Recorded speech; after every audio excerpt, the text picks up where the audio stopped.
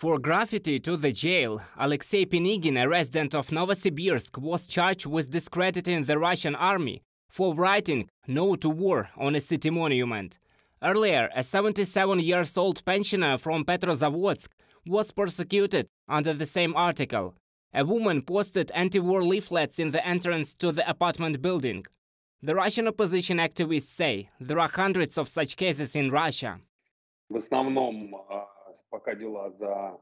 Most of the cases are for participation in anti-war demonstrations. That is why an article on discrediting the army is often used. There are quite high-profile cases that you know about. The Yashin case, Vladimir Karamurza, Alexei Gorinov. He has been given 7 years in prison for just one time calling the war a war. But they use the entire repressive legislation depending on the situation.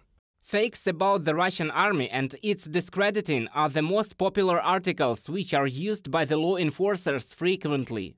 Thus, for discrediting the Russian army, there is a fine. For a repeat violation under the same article, the punishment is up to 5 years in prison.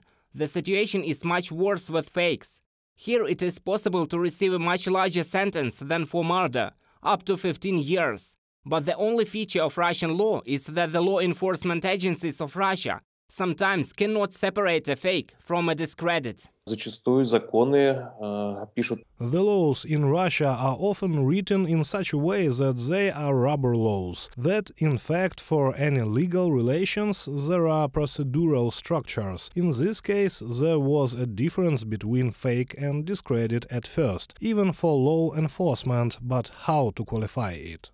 No wonder that the Russian Ministry of Justice issued manuals to help investigators determine the difference between fakes and discredit. According to the human rights organization Network Freedoms, there are 124 people persecuted under criminal law for false information about the Russian armed forces.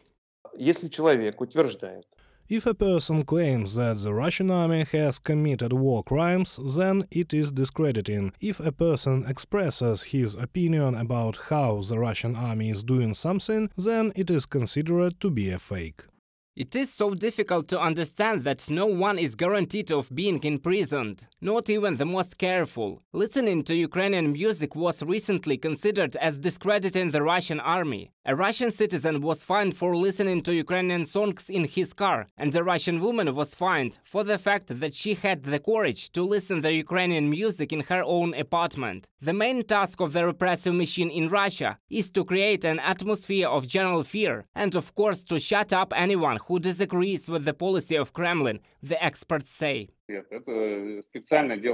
This is done specifically and for absurd reasons. It is done intentionally in order to just make everyone afraid and understand that repression is completely unpredictable. You don't need to be an opposition leader or a deputy. You can just get caught in the wrong mood by an investigator, and you will quickly get a sentence.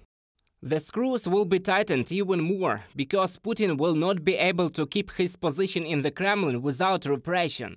It is possible that Putin's regime may decide to lift the moratorium on the death penalty, says Russian opposition politician Dmitry Gudkov. This could begin in one region. Medvedev in his militaristic frenzy has already mentioned this many times. It's quite a symbolic story. This regime is already cannibalistic, and it will become essentially Stalin's regime. Those who disagree with the Kremlin now either are being jailed or have left the country, human rights activists say. According to Rosstat, 400,000 people have fled Russia since February 24.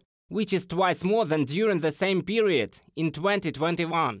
And after Putin announced a partial mobilization, about 700,000 people left Russia. Reported by Roman Smoler, Yulia Granovska, UATV News.